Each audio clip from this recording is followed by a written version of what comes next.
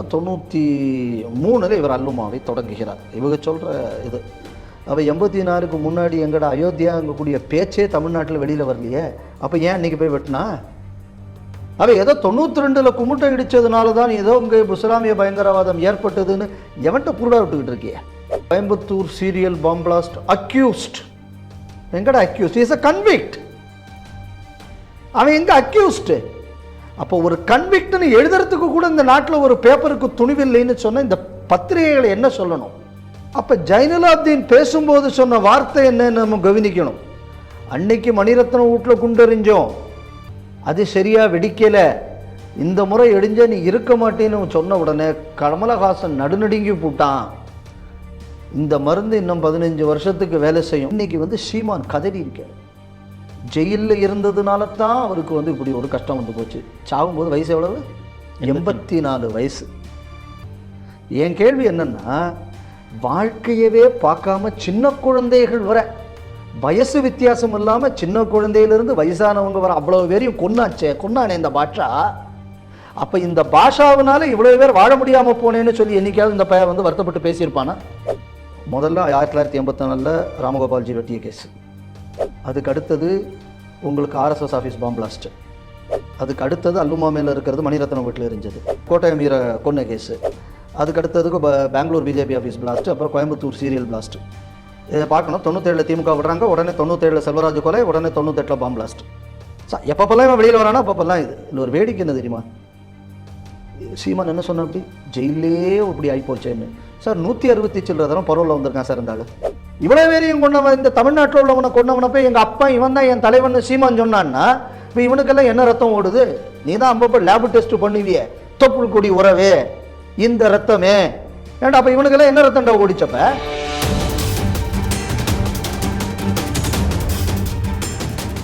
அனைவருக்கும் வணக்கம். ஸ்ரீ டிவியின் எதிர்வினை நிகழ்ச்சியில் மீண்டும் சந்திப்பதில் மகிழ்ச்சி. இன்றைக்கி ஒரு மிக முக்கியமான டாபிக் பேச இருக்கிறோம். இது குறித்து நமக்கு விரிவாக பேசுவதற்காக நமது அரங்கத்திற்கு திரு பால கௌதமன் அவர்கள் வந்திருக்கிறார். ஸ்ரீ டிவி நேயர்கள் சார்பாக அவரை வரவேற்கிறேன்.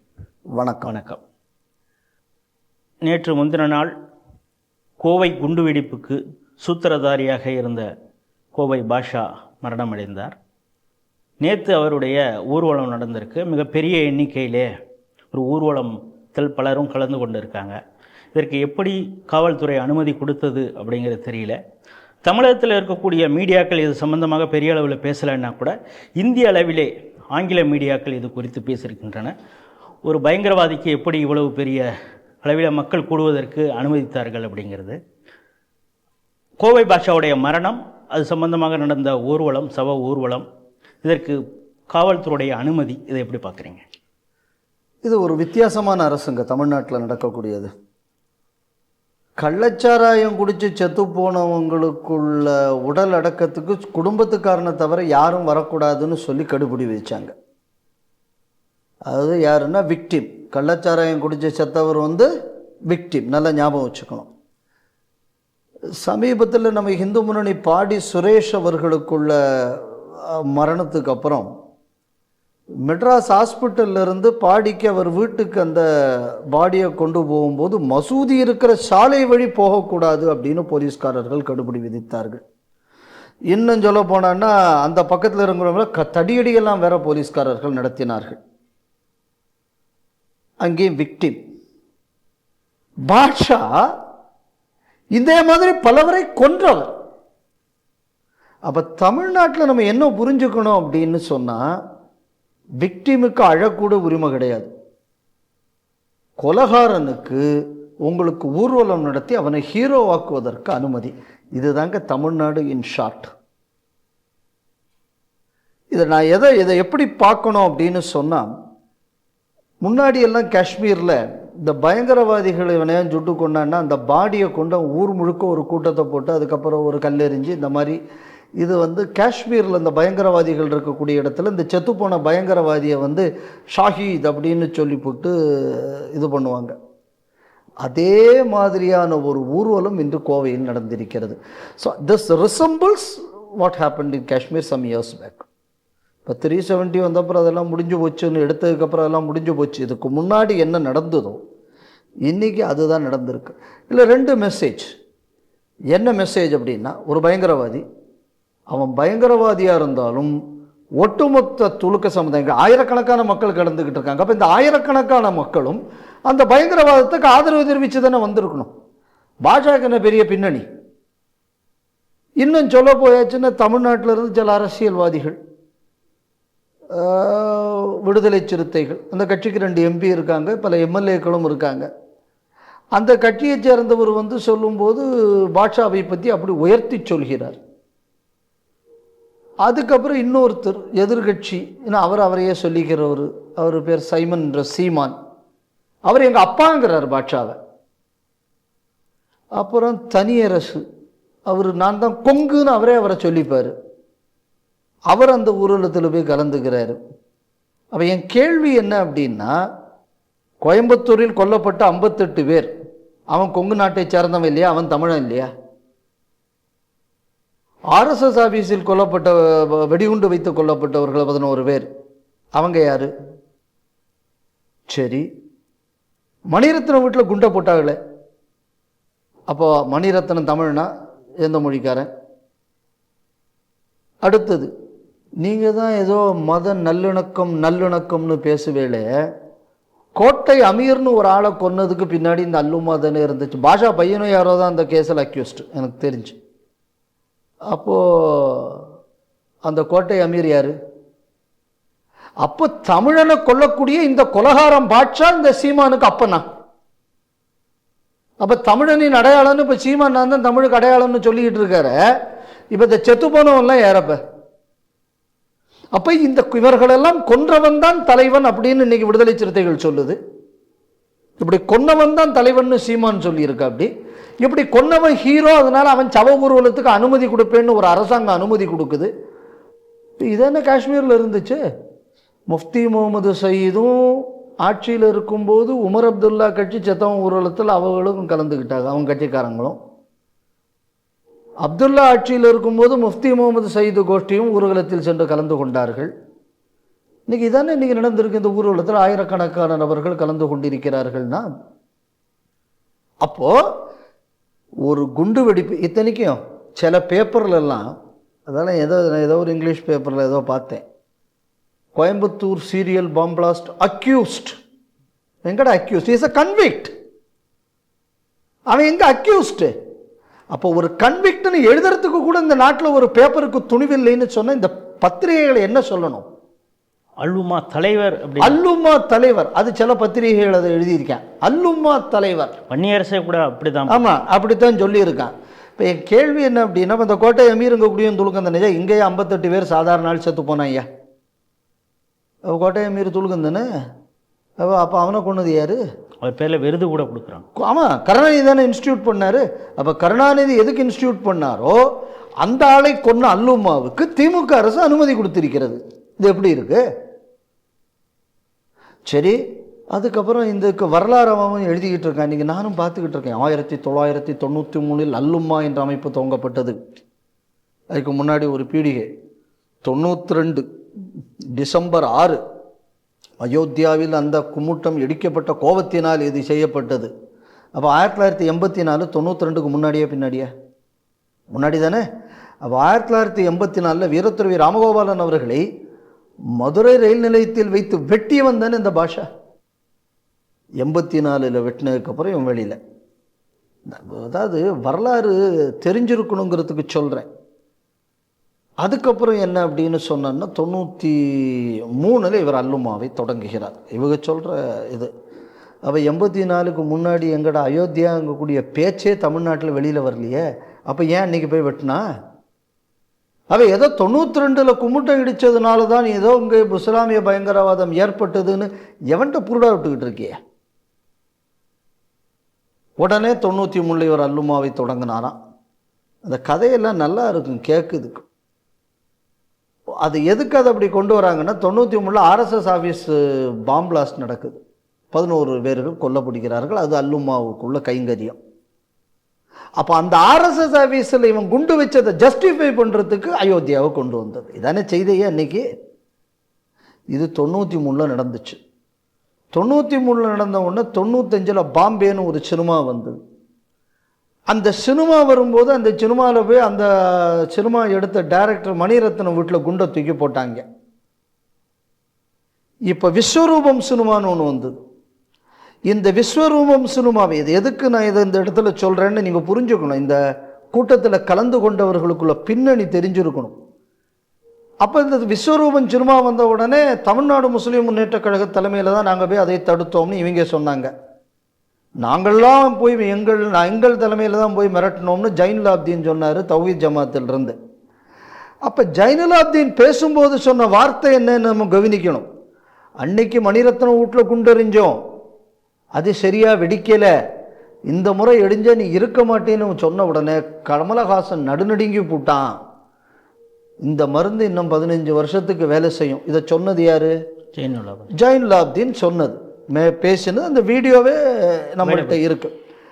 அப்போ 95 மணிரத்னம் வீட்டில் குண்டெறிஞ்ச கேஸில் குற்றவாளியாக சொல்லப்பட்டது அல்லுமா அமைப்பு. நாங்கள்லாம் குண்டெறிஞ்சோம்னு ஜைனுலாப்தீன் சொல்றாரு. அப்போ ஜைனுலாப்தீனுக்கு இதுக்கு என்ன தொடர்பு இருக்கு? அப்போ இந்த கேள்வி வருதில்லை இப்போ. ஆனால் இப்போ ஜைனுலாப்தீன் மட்டும் இந்த கூட்டத்துக்கு போகலை. ஏன் போகலை? இதே பாஷா குடும்பத்தையும் பாஷாவையும் போட்டு தள்ளுறதுக்கு ஜைனுலாப்தீன் திட்டம் போட்டார். என்னன்னா பாஷா இடத்துக்கு தான் கலெக்ஷன் நடத்தணும். ஏன்னா துலுக்க பயங்கரவாதம் வந்தவொடனே பல நாடுகள்லேருந்து இந்த பயங்கரவாதத்துக்கு நிதி கொடுக்க தொடங்கினான். அப்போ எவன் சூப்பர் பயங்கரவாதி அவனுக்கு காசு கொடுக்கலான்னு இவர்கிட்ட நல்ல பேச்சு திறன் இருந்தது. பலரை இவரால் ரேடிக்கலைஸ் பண்ண முடிஞ்சதுனால பாஷாவை ஓவர்டேக் பண்ணி பலரை கொண்டு வரலான்னு. அதுக்கப்புறம் அவங்களுக்குள்ள பரஸ்பரம் அந்த உள்ளவன் இவனை போட்டு கொடுப்பான், இவன் அவனை போட்டு கொடுப்பான். தமிழ்நாட்டிலோட ஒரு அவலம் என்ன அப்படின்னா, இங்கே உள்ள காவல்துறையில் பலர் இந்த ஆள் போட்டு கொடுக்கறதுனால இவன் எனக்கு சோர்ஸ், அதனால் அவனை காப்பாற்றி விடுறது. வேறு கேஸில் மாட்டும் போது இந்த பக்கத்தில் உள்ளவனுக்கு ஒரு 4 போலீஸ் ஆஃபீஸர் இருப்பான், இவன் ஏன் சோர்ஸ்ன்னு காப்பாற்றி விடுறது. இவங்க யாரெல்லாம் சோர்ஸ்ன்னு காப்பாற்றி விட்டாங்களோ இவங்கெல்லாம் நூற்றுக்கணக்கான பயங்கரவாதியை கிரியேட் பண்ணி விட்டான். இதுதான் ஒட்டுமொத்த பயங்கரவாதம் இவ்வளோ வளர்கிறதுக்கு காரணமே.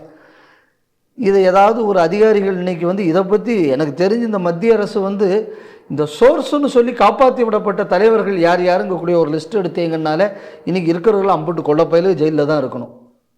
ஜெயிலில் கூட இருக்கக்கூடாது. ஏன்னா ஜெயிலில் இருந்தால் இவன் போலீஸ்காரன் அடிக்கிறான், போட்டு தான் தள்ளணும். இப்போ இது 95 இந்த வருது. அந்த வருஷம் தான் தமிழ்நாடு முஸ்லீம் முன்னேற்ற கழகம் ஆரம்பிக்கப்படுகிறது. யார் தமிழ்நாடு முஸ்லீம் முன்னேற்ற கழகத்தை ஆரம்பிக்கிறாங்கன்னா, நான் குண்டு போட்டோம் நாங்கள் தான்னு அன்னைக்கு கன்ஃபஷன் ஸ்டேட்மெண்ட் விஸ்வரூபம் சினிமா வந்த நேரத்தில் இருந்த ஜைனுலாப்தீனும் ஜவாஹிருல்லாவும் இதை ஆரம்பிக்கிறாங்க. எதை? தமிழ்நாடு முஸ்லீம் முன்னேற்ற கழகத்தை. இன்னைக்கு பாஷாவுக்குள்ள பாடி போனது தமிழ்நாடு முஸ்லீம் முன்னேற்ற கழகத்துக்குள்ள ஆம்புலன்ஸில். ஆமாம், வீடியோவில் இருக்கு. ரைட்டா? அந்த ஆம்புலன்ஸில் தானே வருது. சரி, இப்போ அந்த லிங்கை பாருங்கள். நாங்கள் தான் இன்றைக்கி குண்டை போட்டோம். அந்த கேஸில் அல்லுமா பேரில் தான் அந்த கேஸ், மணிரத்னம் வீட்டில் குண்டெறிஞ்ச கேஸ். வேறு எந்த அமைப்பு பேரும் இல்லை, நாங்கள் தான் குண்டெறிஞ்சோம்னு இவங்களே கன்ஃபஷன் ஸ்டேட்மெண்ட்டு. இவங்க 2 பேரும் சேர்ந்து ஆரம்பித்தது இந்த அமைப்பு. அதாவது எல்லாரும் ஒரே பயங்கரவாதி. அவனுக்குள்ள பைசா பிரிப்புக்கும் ஆள் பிரிப்புக்கும் வேண்டி வெவ்வேறு பேனரை வச்சுக்கிட்டானே தவிர அவ்வளவு பேரும் ஒரே அடிப்படையில் பயங்கரவாதியை தான். இது முடிஞ்ச உடனே கோட்டை அமீர் கொலை வருது. உடனே கருணாநிதி அதுக்கு இது பண்ணுறாரு. 97 அதாவது இந்த மணிரத்னம் இங்கே வீட்டில் குண்டெல்லாம் வெடித்த உடனே மணிரத்னம் ஆச்சு. உடனே பாஷாவை உள்ளே போட்டு தடால போடுறாங்க. 97 இந்த பாஷாவை கருணாநிதி வெளியில் விடுது. கருணாநிதி அரசாங்கம் தடால இருந்து கழட்டி விடுது. கழட்டி விட்ட உடனே 97 செல்வராஜ் அப்படிங்கக்கூடிய ஒரு காவல்துறையை சேர்ந்த ஒரு எஸ்ஐயை கொல்றாங்க. கொன்ன உடனே கோயம்புத்தூரில் கலவரம் வருது. அந்த கோயம்புத்தூர் கலவரத்துக்கு நிதி வசூல் பண்ணுவதற்கு ஒரு அமைப்பு வச்சு ஆரம்பித்தார் யார்? ஜவாஹிருல்லா. இன்றைக்கி இந்த தமிழ்நாடு முஸ்லீம் முன்னேற்ற கழகத்தோடு கோஃபவுண்டர் வித் ஜைனுலாப்தீன். இன்றைக்கி அந்த ஆம்புலன்ஸில் தானே இவர் பாடி போகுது. அவர் ஆரம்பித்த அந்த அமைப்பு வெளிநாட்டில் இருந்து பணம் வாங்கினதில் கணக்கு கொடுக்கலைங்கிறதுக்காக வேண்டி அவருக்கு தண்டனை கொடுக்கப்பட்டது. ஸ்டே வாங்கியிருக்காங்க அந்த தண்டனையை நிறுத்தி வைப்பதற்காக.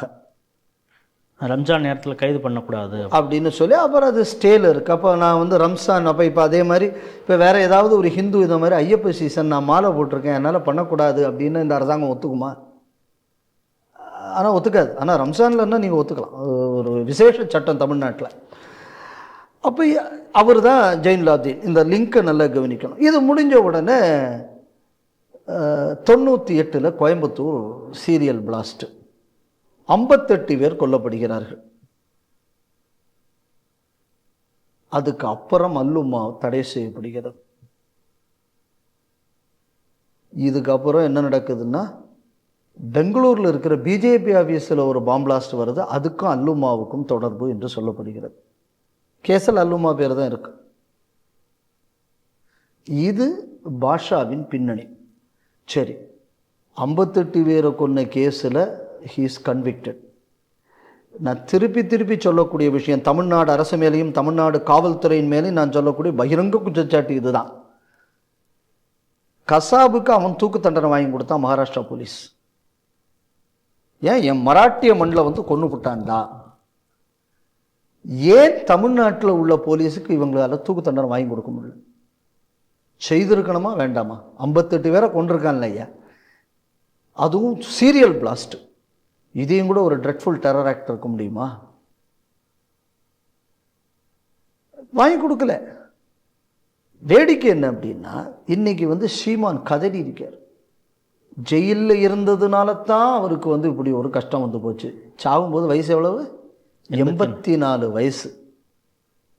என் கேள்வி என்னன்னா, வாழ்க்கையவே பார்க்காம சின்ன குழந்தைகள் வர, வயசு வித்தியாசம் இல்லாமல் சின்ன குழந்தையிலிருந்து வயசானவங்க வர அவ்வளவு பேரையும் கொன்னானே இந்த பாஷா. அப்போ இந்த பாஷாவினால இவ்வளவு பேர் வாழ முடியாமல் போனேன்னு சொல்லி என்னைக்காவது இந்த பையன் வந்து வருத்தப்பட்டு பேசியிருப்பானா? எனக்கு சிறையில் இருந்து நீ தான் எனக்கு விடுதலை வாங்கி கொடுக்கணும்லாம் அந்த கதறிய அந்த அழுகு குரல் என் காதில் கேட்குது. பாஷாட்ட வந்து பாஷா வந்து சீமான்கிட்ட கேட்ட இருக்கலாம். ஏன்னா இப்போ கருணாநிதி செத்து போனதுக்கப்புறம் நான் வந்து அரசியலில் பெருநடிகர்களை பார்க்கல. ஏன்னா அவர் தான் சொன்னார், இலங்கை பிரச்சனையை என்னால் தான் தீர்க்க முடியும் என்று ராஜீவ்காந்தி சொன்னார். அப்போது மூப்பனாரும் உடன் இருந்தார்னு அவர் சொல்லும்போது மூப்பனாரும் உயிரோடு இல்லை, ராஜீவ்காந்தியும் உயிரோடு இல்லை. ஸோ அந்த மாதிரி இப்போ இவரும் ஆரம்பிச்சிட்டார். போயுமே உங்ககிட்ட வந்து கேட்போம், மல்ல ஒன்னையே என்றைக்கு உள்ளே வைக்க போகிறான்னு தெரியாமல் நீயே அலைஞ்சிக்கிட்டு இருக்க. ஒன்றை போய் அவன் துணைக்கு கேட்பானா? யோசிச்சு பாருங்கள், யார் எதை பற்றி சொல்லணும். ரெண்டாவது, பாஷாக்கு அப்படி கேட்க வேண்டிய அவசியமே இல்லையே.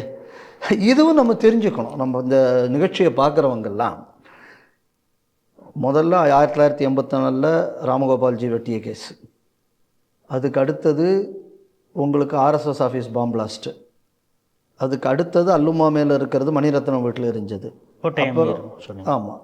அப்புறம் கோட்டையமீர் கோட்டையமீரை கொன்ன கேஸு, அதுக்கு அடுத்ததுக்கு பெங்களூர் பிஜேபி ஆஃபீஸ் பிளாஸ்ட்டு, அப்புறம் கோயம்புத்தூர் சீரியல் பிளாஸ்ட்டு.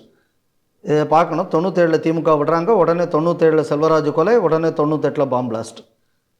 எப்பப்பெல்லாம் இவன் வெளியில் வரானோ அப்பப்பெல்லாம் இது. இல்லை ஒரு வேடிக்கை என்ன தெரியுமா, சீமான் என்ன சொன்ன, அப்படி ஜெயிலே இப்படி ஆகிப்போச்சேன்னு. சார் 160 சில்லற தரம் பரோலில் வந்திருக்கான் சார் இந்த ஆள். 1-2 தரம் இல்லை சார், 160 சொச்சம் இது. இப்போ நம்ம இப்போ இதை கணக்கெடுக்கணும். இந்த ஆள் உள்ளே இருந்த நாள் அதிகமாக, வெளியில் இருந்த நாள் அதிகமானு. இது பேர் ஜெயிலா? இது ஜெயில் தண்ணியா சார்? அதாவது நமக்கு சௌரியத்துக்கு அப்படி ஒரு கெஸ்ட் ஹவுஸ் மாதிரி போயிட்டு வர்ற மாதிரி 160 சொச்சத்தனம் ஒரு ஆள் பரோலில் விட்டுருக்காங்க. இன்னொரு வேடிக்கை என்னென்னா, இந்த கருணாநிதி ஸ்டாலின் அரசு வந்த உடனே முன்விடுதலை செய்யப்படக்கூடிய லிஸ்ட்டில் இருந்த பேர் இவருக்குள்ள பேர். இப்போ முன்விடுதலை அங்கே ஒத்துக்கலை அப்படிங்கக்கூடிய காரணத்திற்கு, அது கவர்னர் முன்விடுதலைக்கு ஒத்துக்கலைங்கக்கூடிய காரணத்துக்காக எங்கள் பவரை யூஸ் பண்ணி பரோலில் விடுறோம் அப்படின்னு பரோலில் விடப்பட்ட ஆள் தான் இந்த பாஷா. அப்போ இப்படிப்பட்ட ஒரு பயங்கரவாதி, இந்த பயங்கரவாதிக்கு இவ்வளவு பெரிய கூட்டம் வருது அப்படின்னு சொன்னால், இது இந்த புர்ஹான் வன்னிக்கு நடந்ததுக்கும் இதுக்கு என்ன வித்தியாசம் இருக்குது? காஷ்மீரில் நடந்த மாதிரி ஆளுங்கட்சி எதிர்கட்சி எல்லாமே என்ன இந்த பயங்கரவாதி கையில் இருக்கான். ஏன்னா பயங்கரவாதி இல்லைன்னா சுட்டு கொண்டுருவோம், பயங்கரவாதியை நம்பி இவனுக்கு அரசியல் நடத்த வேண்டிய ஒரு கட்டாயம்.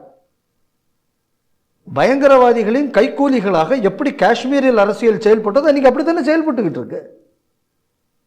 இல்லை என்ன வித்தியாசம் இருக்குது? இப்போ நான் கேட்குற கேள்வி என்னென்னா, கொங்குன்னு சொன்ன உடனே பொங்குவார 58 பேர் கொங்கு மண்டலத்துக்காரன் தாண்டா செத்தது அந்த பிளாஸ்டில். இப்போ 98 பிப்ரவரி மாதம் நடந்த பாம்பிளாஸ்ட், சீரியல் பாம்பிளாஸ்ட்டு நடந்தது கொங்கு தேசம், இறந்தவர்களும் கொங்கு மக்கள் தான். அப்புறம் எதுக்கு உனக்கு கொங்கு கட்சிங்கிற பேர்? அப்போ 90% கொங்கு மக்களை கொன்றவனுக்கு நீ இன்னைக்கு போய் அவன் தான் பெருந்தலைவன் நீ நடத்தியிருக்க அப்படின்னு சொன்னால் உன்னையும் கூட கொங்கு துரோகியாகவும் இருக்க முடியும். 58 பேர் தமிழ்நாட்டை சேர்ந்தவன் தான். ஆர்எஸ்எஸ் ஆஃபீஸில் செத்து போனவன் தமிழ்நாட்டை சேர்ந்தவன் தான். மணிரத்னம் தமிழ்நாட்டை சேர்ந்தவர் தான். கோட்டை அமீர் கோயம்புத்தூரை சேர்ந்தவர் தான். இவ்வளோ பேரையும் கொண்டவன், இந்த தமிழ்நாட்டில் உள்ளவனை கொண்டவனை போய் எங்கள் அப்பா இவன் தான் என் தலைவன் சீமான் சொன்னான்னா இப்போ இவனுக்கெல்லாம் என்ன ரத்தம் ஓடுது? நீ தான் அப்பப்போ லேபு டெஸ்ட் பண்ணுவியே, தொப்புள் கொடி உறவே இந்த ரத்தமே ஏன்டா? அப்போ இவனுக்கெல்லாம் என்ன ரத்தம்டா ஓடிச்சப்ப? ஜெயிலில் இருந்து இவ்வளோ தூரம் அவஸ்தப்பட்டு ஏன்டா அப்போ இவன்லாம் சாகும்போது இவங்க வீட்டிலலாம் அழுதாங்கல்ல, அப்போ அதெல்லாம் அவனுக்கு அழுகையை கண்ணில் தெரியலையா? இன்னொருத்தன் போயிருக்கேன், என்ன என்ன அரசு? வன்னி அரசு. வன்னி அரசு என்னது? வன்னி அரசு. வன்னி அரசு அவன் போயிருக்கான். ஏன்டா இப்போ இவ்வளோ பேர் செத்து போயிருக்காங்களே, இல்லை தலித் சமுதாயத்தை சேர்ந்தவன் எத்தனை பேர் செத்து போயிருக்கான்னு உனக்கு தெரியுமா? ஏன்னா உனக்கு தான் வேற எவனும் மனுஷன் கிடையாது, அவனும் உனக்கு மனுஷன் கிடையாது. உனக்கு அரசியலுக்காக வேண்டி பயன்படுத்துகிற பேனர் தானே தலித்து.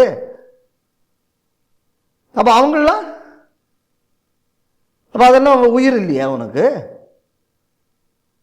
அப்போ தமிழர்களை கொலை செய்தவனுக்கு ஆதரவாக இவர்கள் இருக்கிறார்கள் அப்படின்னா இவங்களையும் கூட என்ன தமிழ் துறைக்கு உலகத்தில் இருக்க முடியும்? திருப்பியும் பாருங்க, again coming back to the same point. Khalistan பயங்கரவாதி, நாகாலாந்து பக்கத்தில் இருக்கிற பிரிவினைவாதி, பஞ்சாப் பயங்கரவாதிய, அதுக்கப்புறம் துலுக்க பயங்கரவாதி, இவங்கெல்லாம் சேர்ந்து ஒரு கூட்டமைப்பு அவங்க ஒரு மீட்டிங் நடத்தியிருக்காங்க. இந்த மீட்டிங்க்கு நாம் தமிழர் கட்சியிலிருந்து ஆள் போயிருக்கு. இன்றைக்கி இந்த கூட்டத்தில் வந்து சீமான் வந்து இவங்களுக்கு ஆதரவாக பேசுகிறா. அப்படி லிங்கை பாருங்க, காஷ்மீருக்கு இதுக்கு எந்த வித்தியாசமும் கிடையாது. இன்னைக்கு இங்கே நடந்திருக்கிறதுங்க கூடியது புர்ஹான் வன்னிக்குள்ள டிஸ்பிளே என்னவோ அதே டிஸ்பிளே தான் இன்றைக்கி நடந்திருக்கு. இதுக்குள்ள ஒரு சீரியஸ்னஸ் கூட இந்த நாட்டில் இல்லை. இதுக்கு காவல்துறை அனுமதி வேற கொடுக்குறாங்க. இப்போ நான் அந்த இடத்துல தான் அடுத்த கேள்வி கேட்கணும். இப்போ நீங்கள் இந்த கட்சிகள் மீது குறை சொல்கிறீங்க, ரைட்டு. இப்போ ஊர்வலம் நடத்தியிருக்காங்க, அனுமதி கொடுத்துருக்கக்கூடாதுங்க ஒரு பக்கம். பட் அந்த ஊர்வலத்தில் மிகப்பெரிய அசம்பாவிதம் நடக்கலைன்னு ஒரு சந்தோஷப்பட்டுக்கலாம். அந்த அளவுக்கு இந்த தமிழக அரசு ஒரு பந்தோபஸ்தை கொடுத்துருக்கு அப்படின்னு தான் நம்ம பார்க்கணும். அதான் ரெண்டு காரணம் இருக்குது. ஏற்கனவே ஒரு பிரச்சனையாக வேண்டியது, பல கோவில்களில் போய் போஸ்டர் ஒட்டியிருக்காங்க. அதை பல காவல்துறைக்குள்ளே கவனத்துக்கு கொண்டு போன அப்புறம் போலீஸ்காரங்க வந்து அதெல்லாம் கிழிச்சு போட்டுவிட்டு அதுக்கப்புறம் அவங்கள்ட்ட போய் எப்பா காலில் கீழே விழுந்து எந்த பிரச்சனையும் பண்ணக்கூடாதுன்னு நடத்தியிருக்காங்க. இப்போ நான் ஒன்று கேட்குறேன், இதே மாதிரி இந்த ஒரு 58 பேர் இங்கே, 11 பேர் இங்கே, அங்கே கோட்டை அமீர் ஒன்று, இங்கே ஒரு குண்டு வெடிப்பு, பெங்களூரில் குண்டு வெடிப்பு, இப்படிப்பட்ட ஒரு பயங்கரவாதியை நீங்கள் ஒரு லீடர் போல் போர்ட்ரே பண்ணுறதுக்கு நீங்கள் அனுமதி கொடுக்கறதுங்கக்கூடியது என்ன ஒரு மெசேஜை புதுசாக வரக்கூடிய இன்னைக்கு இளைய தலைமுறையில் இருக்கக்கூடிய துலுக்க பசங்களுக்கு மனசில் என்ன எண்ணத்தை ஏற்படுத்தும்? என்ன எண்ணத்தை ஏற்படுத்தும்? நம்மளும் இந்த மாதிரி இருக்கும், இந்த எண்ணம் தானே ஏற்படுத்தும். அப்போ நீங்கள் வந்து ஏன் ஒரு இஸ்லாமிய பயங்கரவாதத்திற்காக அதை வளர்ப்பதற்காக நீங்கள் இப்போ வந்து ஒரு ரோல் மாடலை நீங்கள் அடையாளப்படுத்தி காட்டுறீங்களா? அப்படி தானே இதுக்கு அர்த்தம். நான் கேட்குறேன், எவ்வளவு ஊர்களில் சின்ன சின்ன ஜாதி சண்டை வந்த உடனே சொந்தக்காரங்களை கூப்பிட்டு அப்படியே பாடியை கொண்டு அடைக்கிறீங்கன்னு நீங்கள் சொல்கிறீங்க. ஈவன் கஸ்டோடியல் டெத் நடந்தால் கூட போலீஸ் உடனே அப்படி தானே பண்ணுறீங்க, பண்ணாமல் உடனே பண்ணுறது. அப்போ இவனுக்கு மட்டும் ஏன் இவ்வளோ இதுக்கு அனுமதி கொடுத்ததுன்னு காரணம் என்ன? இதுக்கு காவல்துறை பதில் சொல்லித்தானே ஆகணும். எந்த விதத்தில் இது நியாயம்? இதில் இப்போ கலவரமும் நடந்திருந்துன்னு வைங்க, என்ன ஆயிருக்கும்? நாடு முழுக்க என்ன ஆயிருக்கும்? அதனால தெரியும். இன்னொரு விஷயம் என்ன அப்படின்னா, இந்த 6 கிலோமீட்டர் நமக்கு அனுமதி கிடைச்சதுக்கு காரணமே திமுக தாங்கிறது துலுக்கனுக்கும் தெரியும். அதனால் அவனோட நோக்கம் என்னென்னா, நீங்கள் 2 மெசேஜ் அவன் கொடுத்துட்டான். ஹிந்துக்களுக்கு ஒரு அச்சுறுத்தல் செய்தி, இந்த பார் போனது ஒரு பாஷா தான், நாங்கள் இவ்வளவு பாஷாக்கள் தெளிவாக இருக்கிறோம் குண்டு வைக்கிறதுக்கு ஒரு மெசேஜ். அரசாங்கத்துக்கு இன்னொரு மெசேஜ், நீ எப்படிப்பட்ட பயங்கரவாதினாலும் நாங்கள் எங்கள் சமுதாயம் வந்து சப்போர்ட் பண்ணோம், அதனால் எங்கள் மேலே நடவடிக்கை எடுக்கணுன்னெல்லாம் மறந்து நீ நினச்சிடாத. இந்த மெசேஜ் காவல்துறைக்கும் அரசாங்கத்துக்கும். இந்த 2 மெசேஜ் அவன் கொடுப்பதற்காக இன்றைக்கி இந்த அரசாங்கம் வந்து உதவி செய்திருக்கிறது என்பது தான் உண்மை. சரி, இந்த சின்ன கட்சிகள் செய்திருக்க ரைட்டு, இந்த அரசாங்கமுமே கூட பிரிவினைவாதத்துக்கு ஆதரவாக இருக்கிறதா? வேண்டும் என்று தான் செய்திருக்கிறது என்னால் தெளிவாக சொல்ல முடியும். வேணா பாருங்கள், ஸ்டாலின் முதல்வராக பொறுப்படுத்தப்புறம் செய்த வேலையை பாருங்கள். முதல்ல ஸ்டான் சாமி, பீமா கொரேகாம் வயலன்ஸ் இதுக்கு சம்பந்தப்பட்ட ஆள். இந்த ஆள் இறந்த உடனே அந்த அஞ்சலி கூட்டத்தில் போய் கலந்துக்கிட்டாரா இல்லையா? சரி, மத்திய அரசு இதை சொன்னதுனால தான் அவர் வந்து பயங்கரவாத தொடர்புடையவர், ஆனால் நான் அப்படி ஏற்றுக்கொள்ளவில்லைன்னு ஸ்டாலின் சொல்ல முடியாது. ஏன்னா சமீபத்தில் சேலத்தில் ஸ்டான்ஸ் சாமிக்கா வேண்டி நினைவு ஒரு ஏற்பாடு நடந்தது, பியூஷ் மனுஷ் அவருடைய சொந்த இடத்துல கட்டுவதற்கு. அப்போ அதை கட்டக்கூடாது அப்படின்னு சொல்லி தடுத்தது வந்து தமிழ்நாடு அரசு. அப்போ உள்துறை அமைச்சர் யார்? தான் முதல்வர் ஸ்டாலின் தானே. அப்போ உன் அரசாங்கம் அதை தடுக்குதுன்னா ஏன் தடுக்குது? அந்த நினைவு இல்லம் என்று நினைவு தூண் வந்துச்சு அப்படின்னா இது பல பயங்கரவாதத்தை ஊக்குவிக்கக்கூடிய ஒரு இடமாக போகும், அதனால் அது வேண்டாம். அதனால தானே உங்கள் அரசு தானே அது தடுத்துச்சு. அப்போ அந்த ஆள் பயங்கரவாதி இஸ் அன் அன்டிசைரபிள் எலிமெண்ட்டுன்னு தெரிஞ்சிருக்கா இல்லையா? தெரிஞ்சதுக்கு ஏன்னா அரசு ஒன் டிபார்ட்மெண்ட்டு தான் போயிட்டுருக்கு கோர்ட்டில். அப்புறம் இவர் ஏன் வந்து அப்போ அதில் அன்றைக்கி அந்த கூட்டத்தில் போய் இந்த முதல்வர் கலந்துக்கிட்டார்? அப்போது முதல்ல நல்லா தெரிஞ்சுக்கணும், ஒரு தேசத்துக்கு எதிரான ஒரு பயங்கரவாத அமைப்புடன் சேர்ந்தவருக்கு இது. அப்புறம் இந்த ஜிஎன் சாய்பாபா இறந்த உடனே அதுக்கு வந்து இவர் வருத்தம் தெரிவித்து செய்தி போடுறாரு நம்ம தமிழ்நாடு முதல்வர். ஜிஎன் சாய்பாபா யார்? இந்திய அரசால் தடை செய்யப்பட்ட நக்சல் அமைப்பை சேர்ந்தவர். அதற்காக அவர் வந்து ஹி இஸ் அ கன்விக்ட். கடைசி நேரத்தில் அவர் விடுதலை செய்யப்பட்ட போதிய ஆதாரம் இல்லை அப்படின்னு. இப்போ என் கேள்வி என்ன அப்படின்னா, ஒரு தடை செய்யப்பட்ட ஒரு நக்சல் அமைப்பை சேர்ந்த இந்திய அரசால் தடை செய்யப்பட்டதை ஒரு இந்திய முதல்வரே அந்த மாதிரி ஒருத்தருக்கு இரங்கல் தெரிவிக்கிறார் அப்படின்னு சொன்னால் இது வந்து தேச துரோக குற்றமா இல்லையா? ஸ்டான் சாமி 1, அடுத்தது சாய்பாபா 2, 3வது எல்டிடி தடை செய்யப்பட்ட அமைப்பு. கூட்டணியில் இருக்கக்கூடிய காங்கிரஸ் தலைவர், நான் அப்படி பார்க்கல, முன்னாள் பாரத பிரதமர் எம் பார்வையில் நம்ம ஊரில் வைத்து கொல்லப்படுகிறார். அந்த பேரறிவாளனை நீங்கள் நேராக போய் இவர் சந்திக்கிறார். முதல்வர் தடை செய்யப்பட்ட அமைப்பு எல்டிடி, அந்த அமைப்பால் கொல்லப்பட்டவர் பாரதத்தின் முன்னாள் பிரதமர். அதை நாங்கள் தான் கொன்னோம்னு பெருமையாக வேற ஊரை மட்டும் சொன்னதும் இவர்கள். அப்போ அவரை நீங்கள் போய் சந்திக்கிறீங்கன்னா அது தேச துரோகமா இல்லையா? இது 4வது. அப்போது தொடர்ந்து 4 நபர்கள், இந்த 4 விஷயங்கள் இவர் ஆட்சிக்கு வந்த இந்த 3 வருடங்களில் நடந்திருக்கிறது. அப்போ ஒரு முதல்வரே, ஒரு மாநிலத்தின் முதல்வர் இப்படி நடந்துக்கிட்டாச்சுன்னா அடுத்தது இந்த மாநிலத்தில் பிரிவினைவாதம் வளருமா வளராதா? அதாவது உங்களுடைய பார்வையில் அரசியல் கட்சிகளும் மட்டுமல்ல, அதிகாரத்தில் இருக்கக்கூடிய ஆட்சி செய்பவர்களும் ஆதரவாகவே பயங்கரவாதத்துக்கும் பிரிவினைவாதத்துக்கும் ஆதரவாகவே இருக்காங்க. ஆமாங்க, உங்கள் முதல்வரே சொன்னார் ஸ்டான் சாமிக்குள்ள மெமோரியல் வரக்கூடாது. உங்கள் அரசாங்கம் சொல்லிச்சு, நீங்கள் உங்கள் கையில் இருக்கிற மினிஸ்ட்ரி சொல்லிச்சு, நீங்கள் போய் கலந்துக்கிறீங்க. உங்கள் ஊரில் நடந்த இந்த வெடிகுண்டு உங்கள் அப்பா முதல்வராக இருக்கும்போது தான் கோட்டை அமீர் அவார்டே இன்ட்ரடியூஸ் பண்ணார். இந்த கோட்டை அமீரை போட்டு தள்ளினது இந்த அல்லுமா அமைப்பு தான். நீங்கள் கொஞ்சம் குழாவக்கூடிய ஆட்கள் தான் மணிரத்னம். அவர் வீட்டில் குண்டு எறிஞ்சது அந்த கேஸில் இவங்க சம்மந்தப்பட்டிருக்காங்க. கோயம்புத்தூர் சீரியல் பாம் பிளாஸ்ட்டு, இந்த அமைப்பு தான் குற்றவாளி அமைப்புன்னு கேஸ் போட்டதே நீங்கள் தான், இல்லைன்னு மறுக்க முடியாது. அப்புறம் நீங்களே வந்து இப்போ வந்து இதுக்கு நீங்கள் அனுமதி கொடுக்குறீங்க அப்படின்னு சொன்னால் இது பயங்கரவாதத்துக்கு ஆதரவாக இல்லையா? இது தொடர்ந்து இப்போ பாருங்க எப்படியெல்லாம் இந்த அரசாங்கத்தோட தப்பு பிரச்சனை ஆகுங்கிறதுக்கு சொல்கிறேன். இதுக்கு முன்னாடி ராமானுஜம்னு ஒருத்தர் டிஜிபியாக இருந்தார், அந்த ஜெயலலிதா சிஎம்மாக இருந்த காலத்தில். தொடர்ந்து ஹிந்து தலைவர்கள் கொல்லப்பட்ட நேரத்தில் அவர் ஒரு அறிக்கை விட்டார். என்ன அறிக்கை விட்டார் அப்படின்னு சொன்னோன்னா, பொம்பளை விஷயம், பைசா விஷயம் அப்படின்னு ஒவ்வொன்றத்தையும் டிஸ்மிஸ் பண்ணார். தனிப்பட்ட தகராறுன்னு. கடைசியாக இப்போ வந்து ஒரு 3 பேர், இந்த பன்னா இப்ராஹிம், பன்னா இஸ்மாயில், பிலால் ஃபக்ருதீன், பிலால் மாலிக், அபூபக்கர் சித்திக் யாருன்னே இதுவரை யாருக்கும் தெரியாது, கண்டே யாரும் பார்த்ததில்லை, யாருன்னே யாருக்கும் தெரியாது, ஆனால் பேர் மட்டும் கேஸில் இருக்குது. ஒரு 3 பேர் அவங்க அரெஸ்ட் பண்ணதுக்கப்புறம் தான் அப்பப்போ எல்லா கொலையும் இவர்கள் தான் பண்ணினார்கள். அவன் என்ன பண்ணுறான், இப்போ ஜெயிலில் கோர்ட்டில் வந்து ஜட்ஜை மிரட்டுறான், கோர்ட்டில் வந்து போலீஸ்காரனை மிரட்டுறான், ஜெயிலில் வந்து ஜெயில் ஸ்டாஃபை மட்டும் பிடிச்சி அடிக்கிறான். 2 தானே அடித்தாச்சு கழிந்த போன இந்த மாதத்தில் மட்டும். அவன் அதுக்கு முன்னால் பிரியாணிக்கு ஃபேன் பிளேடெல்லாம் வச்சு பண்ணி எல்லாம் பெரும் சாதனைகள்லாம் சாகசங்கள்லாம் பண்ணாங்க. இது நம்ம அந்த டிஜிபிக்குள்ள ஸ்டேட்மெண்ட். அதை வச்சுக்கிட்டு இன்றைக்கும் துளுக்கணும். அவனை நம்பி நக்கி திங்கிற பயல்களும் இன்றைக்கி அதையே போஸ்ட் போட்டுக்கிட்டு ஃபேஸ்புக்லேயும் அதுலேயும் போட்டுக்கிட்டு இருக்கான்.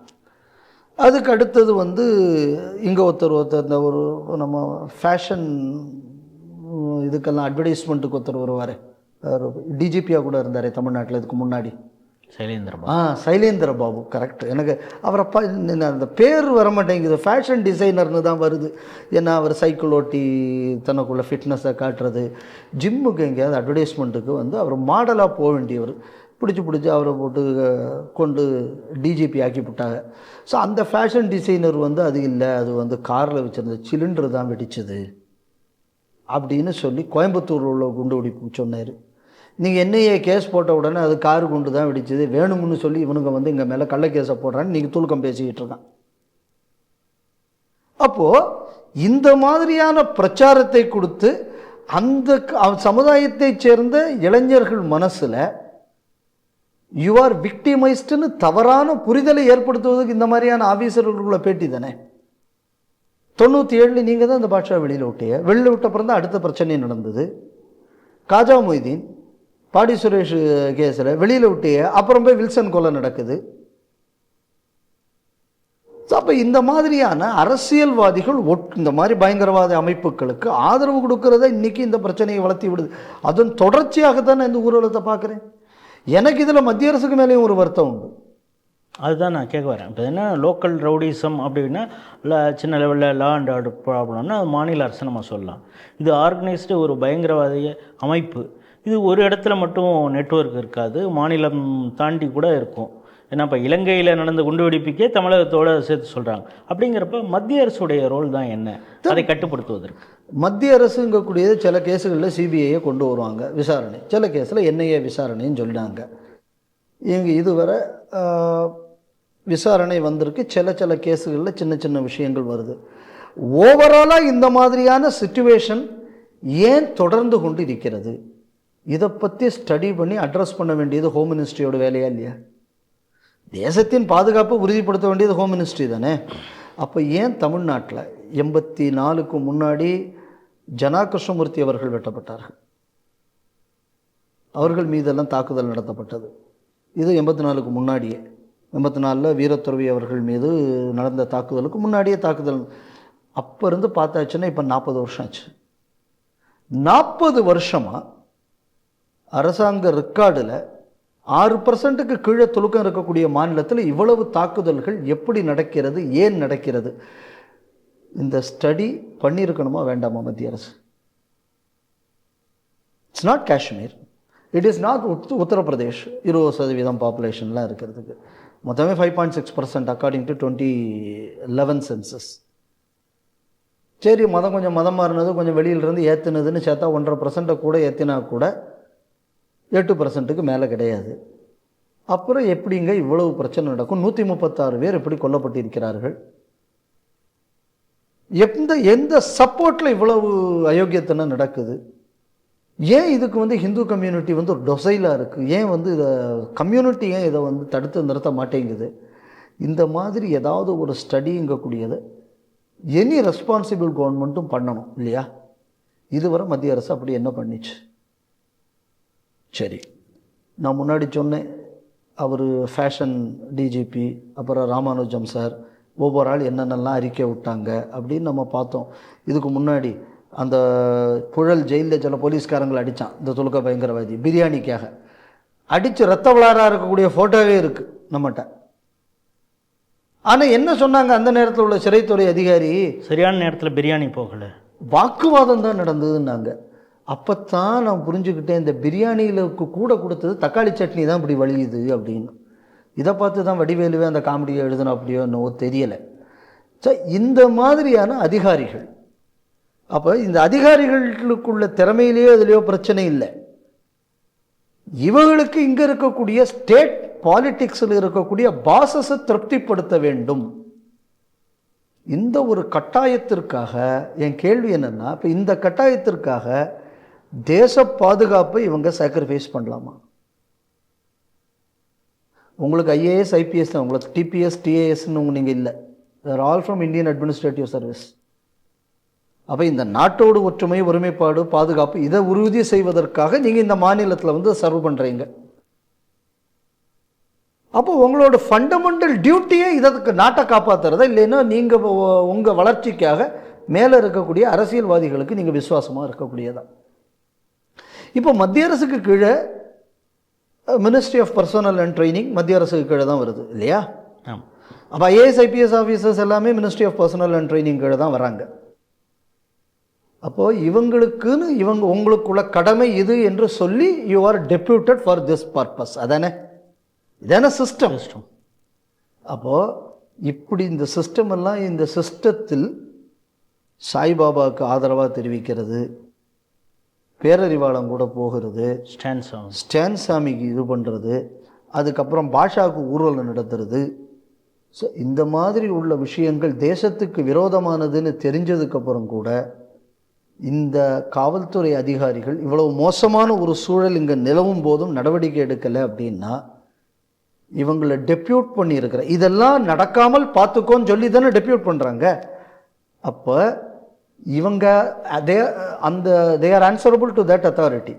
அப்போ அந்த அத்தாரிட்டி ஏன் இவர்களை கேள்வி கேட்பதில்லை? இவங்க மேலே ஏன் நடவடிக்கை எடுக்கிறது இல்லை?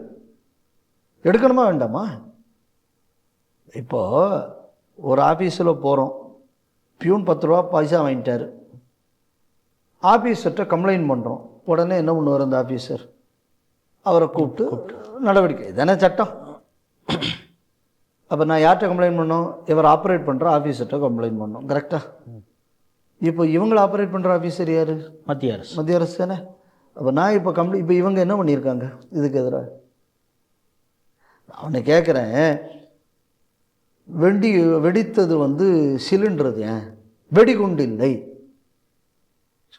கொடுத்தது IPS officer. It is a false. தெரிஞ்சு போச்சு. ஏன்னா நீங்கள் வந்து ஃபாரன்சிக் ஸ்டடியில் எல்லாத்தையும் கண்டுபிடிச்சிட்டியே.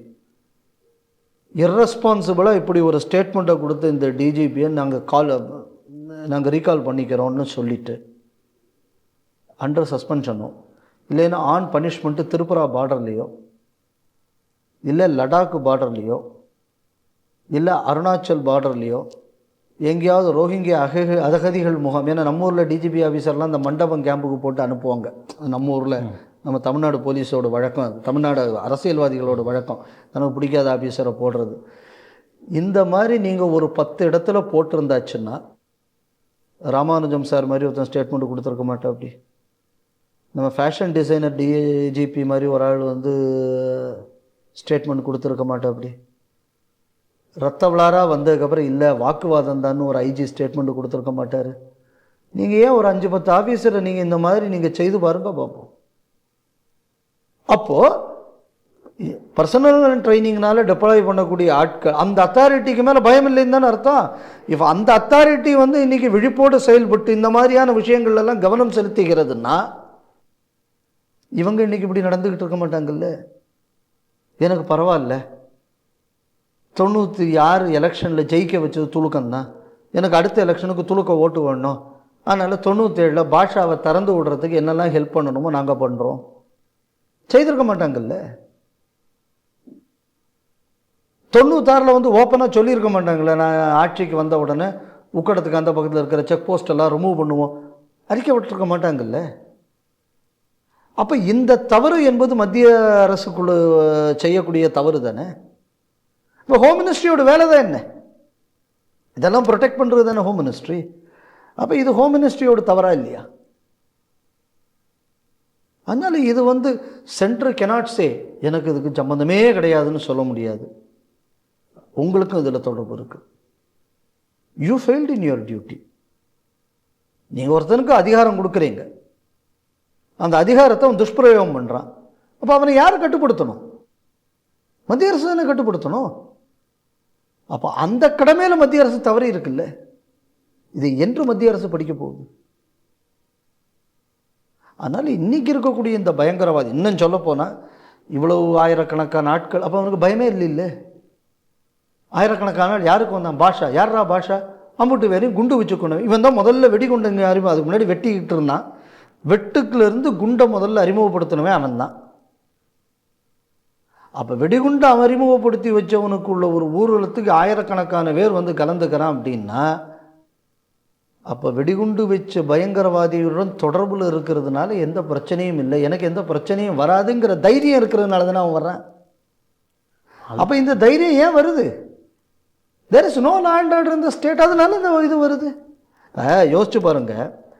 சாதாரணமாக நம்ம ஊரில் வந்து ஒரு தப்பு பண்ணிட்டு எவனா ஒருத்தன் ஜெயிலுக்கு போகணுன்னா அவனோட போய் சம்மந்தப்பட்டாச்சுன்னா நமக்கு கெட்ட பேர் வருமோன்னு யோசிப்பான். இல்லை ஒரு கடும் குற்ற செயலில் புரிஞ்சவனோட நம்ம நடந்தாச்சுன்னா நம்மளை போலீஸ் நோட் பண்ணும்போதுன்னு யோசிப்பான். இந்த ஊரை மட்டும் குண்டு வைக்கக்கூடியவனும் கூட போய் நான் வந்து கலந்துக்கிறேன், சந்தோஷமாக கலந்துக்கிறேன், நான் கோஷம் போட்டுக்கிட்டே பின்னாடி நடக்கிறேன்னா அவனுக்கு அதை பற்றின பயமே இல்லை அர்த்தம். அப்போ where is law and order? இப்போ போலீஸ் ஃபோர்ஸ் எங்கே இருக்குது? அப்போ இந்த நாட்டில் என்ன தான் இருக்கப்போ? இப்போ தமிழகத்துடைய சைபர் கிரைம் பார்க்குறோம். துணை முதல்வர் குறித்தோ, முதல்வர் குறித்தோ, ஏன் கனிமொழி குறித்தோ யாராவது எங்கேயோ ஏதோ ஒரு பதிவில் போய் கமெண்ட் போட்டிருந்தா கூட தேடி பிடிச்சி, அதுவும் வெள்ளிக்கிழமை நள்ளிரவில் வந்து அப்போ தான் அடுத்த 2 நாள் ஜாமீன் கூட கிடைக்காது அப்படிங்கிறது மாதிரி வந்து அரெஸ்ட் பண்ணிட்டு போகிறாங்க. எந்த வயசாக இருந்தாலும் கூட இல்லை, 80 வயசாக இருந்தால் கூட அவங்க அரெஸ்ட் பண்ணுறாங்க.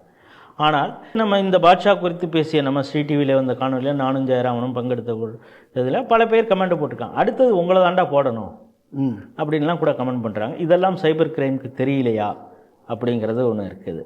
அடுத்தது என்னென்னா, இப்போடைய நீங்கள் சொன்னது மாதிரி பல அரசியல் கட்சிகள் இந்த கண்டலன்ஸ் மெசேஜில் பாட்ஷா குறித்து இது பண்ணதில் இத்தனை நாள் அவர் ஜெயிலில் இருந்தார், அந்த ஜெயிலில் இருந்ததுனால தான் அவர் உடல் நலிவுற்றார் அப்படின்னு சொல்லும் பொழுது, இப்போ அவரை ஒட்டி அவரோடு சேர்ந்து இந்த குண்டுவெடிப்பில் பங்கு கொண்ட பயங்கரவாதிகள் பலரும் இப்போ உள்ளே இருக்காங்க. அவங்கள ஏற்கனவே விடுதலை செய்யணும் அப்படின்னா திமுக குரல் கொடுக்குது. தீர்மானமாகவே சட்டசபையில் கொண்டு வருது அதிமுக. இப்போ சின்ன சின்ன கட்சிகளும் இப்போ ஆதரவு தருவதுங்கிறப்ப கவர்னர்கிட்ட இப்போ சைன் பண்ணுறதுக்கு இருக்குது. இப்பொழுது இந்த கட்சிகள் எல்லாம் கவர்னருக்கு அழுத்தத்தை கொடுக்குமா? சார், 2 விஷயம் பார்க்கணும். ஒருத்தனை போஸ்ட்டில் வந்து நான் அடுத்து உங்களை தான் போட்டு தள்ளணும் அப்படின்னு சொன்னா அவர் மீது ஏன் நடவடிக்கை எடுக்கலை அப்படின்னு நீங்கள் கேட்குறீங்க. ஊரையே போட்டு தள்ளினவனுக்கு ஊர்வலத்துக்கே பர்மிஷன் கொடுத்துட்றா நாட்டில், கமெண்டில் வந்து உங்களை போட்டு தள்ளுவேங்கிறவனை யார் செய்ய போகிறாங்க? இன்னும் சொல்ல போனால் பலர் கொல்லப்படுவதற்கு முன்பு 136 பேர் இதுவரை இந்து அமைப்பை சார்ந்தவர்களும் இப்போ காவல்துறையிலையும் பொதுமக்கள்லையும் ஜிகாதிகளால் கொல்லப்பட்டார்கள். நம்மள்கிட்ட இருக்கிற கணக்கு வர, நம்மகிட்ட இல்லாத கணக்கில் எவ்வளோ பேர் இருக்காங்கன்னு தெரியலை. ஸோ இவ்வளவு பேர் கொல்லப்பட்டதில் பலருக்கு வந்து இதுக்கு முன்னாடி ஃபட்வாக்களும் அனுப்பப்பட்டது, அப்புறமும் அவர்கள் கொல்லப்பட்டிருக்கிறார்கள். ஸோ அதனால் நீங்கள் வந்து ஏதோ இதெல்லாம் வந்து நம்ம போலீஸுக்கெல்லாம் முக்கியம் இல்லை. நான் தான் முன்னாடியே சொன்ன மாதிரி, என்னைக்கு பர்சனல் அண்ட் ட்ரைனிங் மினிஸ்ட்ரி வந்து உங்களுக்கு accountability towards nation, you are only appointed for that அப்படிங்கக்கூடியதை இவர்களுக்கு கடமையாக்கவில்லையோ, நீங்கள் இருக்கக்கூடிய ஸ்டேட்டில் உங்கள் பழப்பை பார்த்துக்குங்கன்னு என்றைக்கு இவங்க வந்து இப்படி இருக்காங்களோ அதுவரை இந்த நாடு இப்படி தான் இருக்கும், சீரழிஞ்சு தான் போகும். இதுக்கு மேலே என்றைக்கு இவங்க நடவடிக்கை எடுக்க தொடங்குறாங்களோ அன்றைக்கி தான் இதில் ஒரு மாற்றம் வரும். அதுவரை இதில் எந்த ஒரு மாற்றமும் வராது. அடுத்தது நீங்கள் என்ன சொல்கிறீங்க அப்படின்னு சொன்னால், இப்போ எல்லாரும் இவர் சிறையில் இருந்ததுனால் 84 வயசு என்ன சின்ன வயசா? இல்லை, எனக்கு கேட்குறேன். 84 வயசு வரேன்னு நீங்கள் அறிக்கை விடுறீங்களே, 84ல் 10ல் 1 8.5 வயசு பார்க்காத வர ஒரு குழந்தை வர அந்த பாம்பிளாஸ்டில் செத்து போச்சே, ஏன்டா அன்னைக்கெல்லாம் எங்கடா போனீங்க நீங்கள்? அம்புட்டு பேரையும் கொண்டிருக்கானேடா. அப்போ அவனுக்கெல்லாம் உயிர் கிடையாதா? ஏன்னா இவன் 84 வயசு வரை இவன் இருந்தது தான் பிரச்சனை.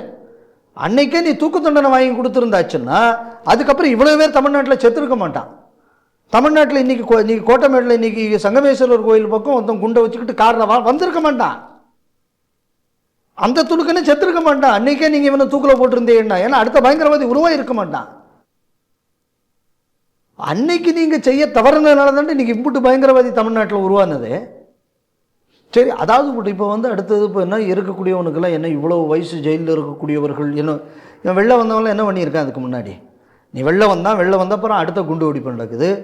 இன்னொருத்தன் வெளில வரான், அங்கே எஸ்எஸ்ஐ வில்சனை போட்டு தள்ளுறான். வெளியில் வந்தவன்லாம் வந்து என்ன எவனா ஒருத்தனாவது தெரிஞ்சிருக்கான்னு சொல்லுங்க அப்போ.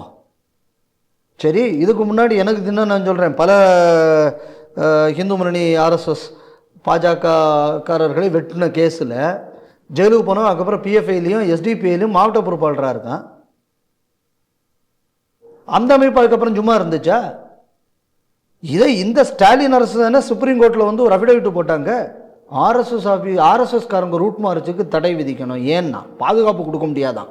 ஏன் பாதுகாப்பு கொடுக்க முடியாது அப்படின்னு சொன்னால் முஸ்லீம் பயங்கரவாதிகளால் தாக்குதல் நடக்குமா? அப்போ நீயே ஒத்துக்கிறீங்களா அவன்லாம் பயங்கரவாதின்னு? நீ தானே சுப்ரீம் கோர்ட்டில் சொன்ன. இன்னும் கேவலமான ஒரு அஃபிடவிட்டில் அந்த வந்த ஒரு பாயிண்ட்டை சொல்கிறேன். பிஎஃப்ஐ மீது பல இடங்களில் ரைடு நடந்த உடனே இங்கே இருக்கக்கூடிய ஒரு 20 சில்லற ஹிந்து அமைப்பினர் வீடுகள் மீது தாக்குதல் நடந்தது. இந்த தாக்குதல் நடந்ததுக்குள்ள லிஸ்ட்டு இந்த கோர்ட்டில் போடுறாங்க. யார்? ஸ்டாலின் அரசு போடுது. இதில் அநேகமான இதில் வந்து எஸ்டிபிஐ அமைப்பை சார்ந்தவர்கள் பேர் அதில் வருது. அதாவது பிஎஃப்ஐக்குள்ள அரசியலார்கள். அப்போ இவ்வளவு பேர் ஒரே அமைப்பை சேர்ந்தவன் இம்புட்டு ஊரில் வந்து தாக்குதல் ஒரு 2 நாளைக்குள்ளே நடத்தியிருந்தானே அது பயங்கரவாத அமைப்பா இல்லையா? லிஸ்ட்டை போட்டுட்டு அடுத்தது அதில் வருது, தமிழ்நாட்டில் இருக்கிற 50% மேற்பட்ட போலீஸ் ஃபோர்ஸை நாங்கள் இவர்கள் பாதுகாப்புக்காக நாங்கள் திருப்பி விட்டோம். ஸ்டாலின் அரசு சுப்ரீம் கோர்ட்டில் போட்டது அஃபிடவிட்டில். அப்போ தமிழ்நாடு போலீஸ் ஃபோர்ஸில் ஒரு 50%க்கும் மேற்பட்ட ஃபோர்ஸால் கொஞ்சம் ஹிந்து அமைப்பினரை பாதுகாப்பதற்கு செலவு பண்ண வேண்டிய கஷ்டம் இருக்கிறதுனால ஆர்எஸ்எஸ் ரூட் மார்ச்சுக்கு நாங்கள் அனுமதி கொடுக்க முடியாது. இது ஸ்டாலின் அரசாங்கம் சுப்ரீம் கோர்ட்டில் சொன்னது. அப்போ இவ்வளவு பெரிய பயங்கரவாதிகள்னு இவர்களை கோர்ட்டில் சுப்ரீம் கோர்ட்டில் சொன்னது உங்கள் அரசு தானே. அப்புறம் இவனெல்லாம் வெளியில் விடணும்னு நீ வந்து இன்றைக்கி முன்னாடி வந்து ப்ரீ ரிலீஸுக்கு கேட்குறது எந்த விதத்தில் நியாயம்? ப்ரீமெச்சூர் ரிலீஸ் எப்படி நீ கேட்கலாம்? முதல்ல கேட்குறதுக்கு அப்போ நீ கோர்ட்டில் ஒன்று சொல்கிற, இங்கே ஒன்று சொல்கிற. இப்போ இவர்கள் கண்டிப்பாக அழுத்தம் கொடுப்பார்கள். ஏன்னா 2026 எலெக்ஷன் வருது. இப்போ எலெக்ஷன் வரும்போது யார் துலுக்க பயங்கரவாதிக்கு பெரிய ஆதரவு அப்படின்னு 3 பேர் பெரிய அளவில் போட்டி போட போகிறாங்க. ஒன்று திமுக, இன்னொன்று அதிமுக, 3வது 2லேயும் சேராமல் நான் தான் ஒரிஜினல் தமிழன்னு ஒருத்தன் தனியாக சொல்லிக்கிட்டு இருக்கக்கூடிய சீமான். இந்த 3 பேரும் இப்போ வந்து அவனுக்கே தோணாத கோரிக்கை இவங்களே தோணி சொல்ல போகிறாங்க. வேணது நடக்கிறதா பாருங்கள். ஆனால் மத்திய அரசு இதில் கொஞ்சம் கவனமாக இருக்கணும். கவர்னர் அவர்கள் ஏற்கனவே போலீஸில் இருந்த அனுபவம் இருந்ததுனால தொடர்ந்து இவர் இங்கு கவர்னராக இருக்க வேண்டும் என்பது எனது ஆசை. ஏன்னா இல்லைன்னு சொன்னால் இந்த மாதிரியான எலிமெண்ட்ஸை வந்து உங்களுக்கு சரியாக வந்து கண்ட்ரோல் பண்ண முடியாது. அந்த மாதிரி ஒரு ப்ரீமெச்சூர் ரிலீஸுக்கு கவர்னர் ஒத்துக்கொள்ள மாட்டார் என்பது என்னோடது நம்பிக்கை. அதை மீறி போயாச்சு அப்படின்னா நம்ம நீதிமன்றம் போக வேண்டிய தேவை இருக்கும். அதை நான் செய்யணும்னு நான் முடிவு பண்ணியிருக்கேன். ஸோ இந்தியாவுடைய பாதுகாப்பு அது தமிழகத்தில் இருக்கக்கூடிய பயங்கரவாத அமைப்புகளாலேயே அச்சுறுத்தல் வருவதற்கான வாய்ப்பு இருக்குது.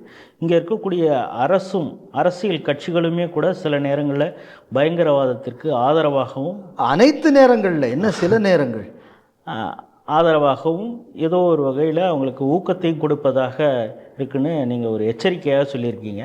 இதை மத்திய அரசு செவி கூர்ந்து கேட்க வேண்டும். அவர்கள் உரிய நடவடிக்கை எடுப்பார்கள் என்று நம்புவோம். இந்த நிகழ்ச்சியில் கலந்து கொண்டு உங்களுடைய கருத்துக்களை பகிர்ந்தமைக்கு மிக்க நன்றி. வணக்கம்.